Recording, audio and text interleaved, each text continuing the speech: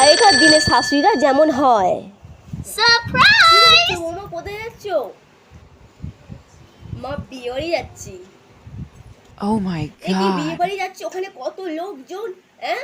মাথায় ঘোমটা দিয়ে বড় করে টুপ করে তারপরে কিন্তু যাবে, বুঝেছো? হ্যাঁ, মা ঠিকই বলেছে। আমি বড় করে সিঁদুর পরে নিই আর ভালো করে মাথায় ঘোমটা দিয়ে আমি যাই। ওখানে অনেক লোকজন আছে না, এখনকার শাশুড়িরা যেমন হয়। এই কি বৌমা কোথায় বেরোচ্ছ?